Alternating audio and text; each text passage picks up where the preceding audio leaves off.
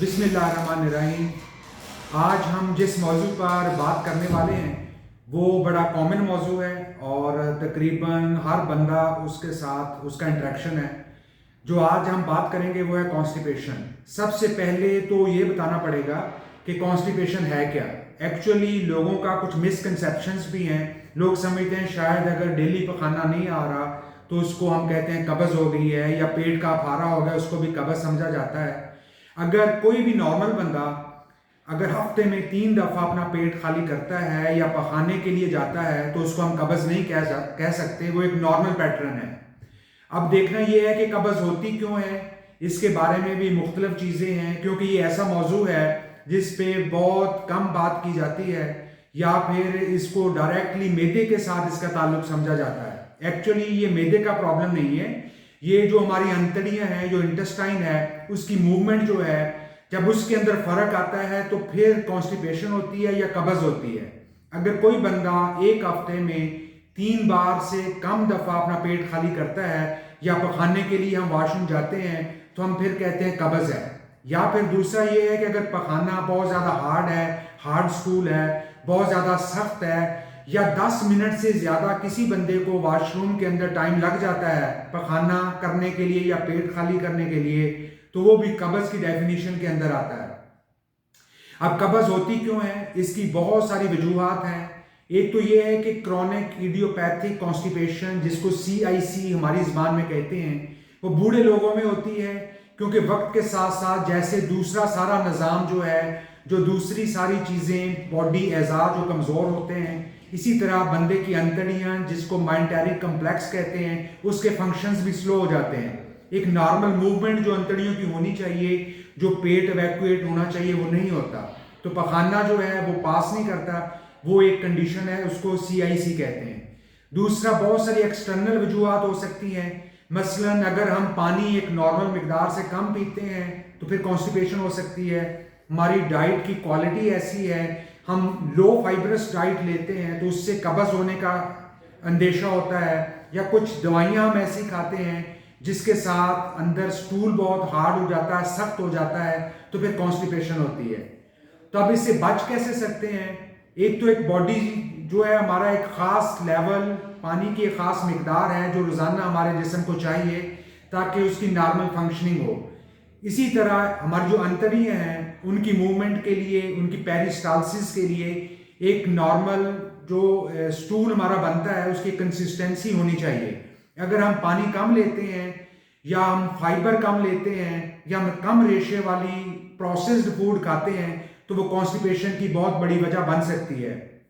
آج کل جس طرح کے ریڈی میڈ فوڈز آ گئے ہیں وہ بڑی کانسٹیپیشن کی وجہ ہے، یا پھر پانی ہم کم سردیوں کی وجہ سے لے رہے ہیں، یا کوئی بندہ 12 سے 15 گلاس سے کم پانی لیتا ہے، وہ بھی قبض کی بہت بڑی وجہ ہے۔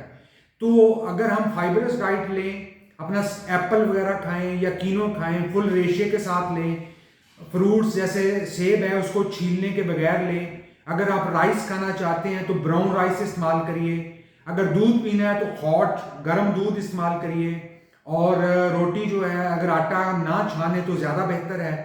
اس کے علاوہ جو بہت سارے ایسے مشروبات ہیں جو کہ قبض کو شاہ ثابت ہو سکتے ہیں، جیسے ہم ایک شکنجبین ہے یا لیمونیڈ ہے، اگر اس کو ہم ٹھنڈا کرنے کی بجائے ہاٹ لیمونیڈ استعمال کریں، گرم شکنجبین استعمال کریں تھوڑی مقدار میں، تو وہ بھی قبض کشا کے طور پر استعمال کی جا سکتی ہے۔ اگر ہم براؤن رائس کھائیں، اگر ہم سیلڈ وغیرہ کا استعمال کریں، ڈیلی روٹین میں فروٹس وغیرہ کا استعمال کریں تو قبض سے بچ سکتے ہیں۔ اگر پھر بھی آپ کا یہ نہیں ریلیو ہوتی تو پھر اپنے جو معالج ہے، جو ڈاکٹر، اس سے رابطہ کریں۔ اگر یوگرٹ ہے آپ کے گھر کے اندر تو اس کے اندر ہم جو آج کل پرو بایوٹکس آ گئے ہیں جیسے ساشے کی فارم میں آتے ہیں، اس کو مکس کر کے استعمال کیا جا سکتا ہے، وہ بھی قبض کے لیے بڑی اعلیٰ قسم کی چیز ہے۔ لوگ سمجھتے ہیں شاید ہم دوائی کھائیں گے تو قبض جائے گی۔ اگر ہم کوئی بھی دوائی دیتے ہیں جو کہ پخانہ کروانے میں مدد کرتی ہے تو وہ ایک جلاب کے طور پہ ہے، چاہے وہ سیرپ کی فارم میں ہو، چاہے وہ ایک جار کی شکل میں ہو، چاہے گولیوں کی شکل میں ہو۔ میں تو یہ کہتا ہوں کہ کسی بندے کی قبض کا جو حل ہے وہ اس کی خوراک کے اندر، اس کی کوالٹی آف ڈائٹ کے اندر ہی مخفی ہے۔ अगर हम अपनी डाइट बेहतर करते हैं, डेली वॉक करते हैं, एक्टिविटी को बढ़ाते हैं और अपनी अच्छी नींद लेते हैं, खाने पीने का टाइम और पैटर्न सेट करते हैं, तो हम बहुत हद तक कब्ज़ से बच सकते हैं। अब कब्ज़ होने की कॉम्प्लिकेशंस क्या है? कॉम्प्लिकेशंस में सबसे पहले तो ये है कि हेमोरॉइड्स होने का, पाइल्स होने का, या आम ज़ुबान में, देसी ज़ुबान में बवासीर होने का चांस होता है।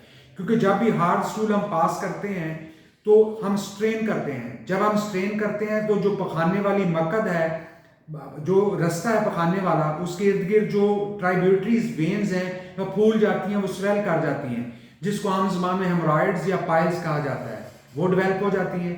एनल फिशर बनता है, जिसको कहते हैं कट लग जाता है, वो बड़ी पेनफुल कंडीशन है, पखाना करने में बहुत ज़्यादा तकलीफ महसूस होती है।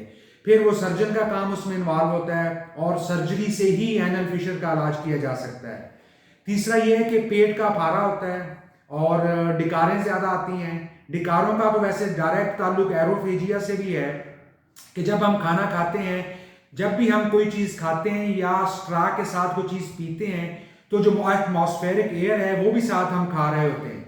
इसलिए कहा जाता है जब आप खाना खाएं तो खाने के दरमियान में बातें ना करें। अगर हम खाने के दरमियान में बातें करेंगे तो हम एयर को भी ज़्यादा खाएंगे, जो फिर बर्पिंग होगी, ब्लॉटिंग होगी, बेल्चिंग होगी और डिकार वगैरह ज़्यादा आएंगे। तो इसलिए कब्ज़ से बचने के लिए 3 चीज़ें हैं। एक, एक्टिविटी बढ़ाएं, पानी का इस्तेमाल बढ़ाएं, गर्म मशरूबात ज़्यादा लें, फाइबर डाइट ज़्यादा लें, या फिर अगर इससे भी रिलीव नहीं होता फिर आप वक्ती तौर पे कुछ मेडिसिन इस्तेमाल करिए और अपने लाइफ ज़िंदगी गुजारने का जो तरीका है, जो उसका पैटर्न है, उसको रिव्यू करिए। बहुत शुक्रिया, जज़ाकल्लाह, खुश रहिए, सलामत रहिए।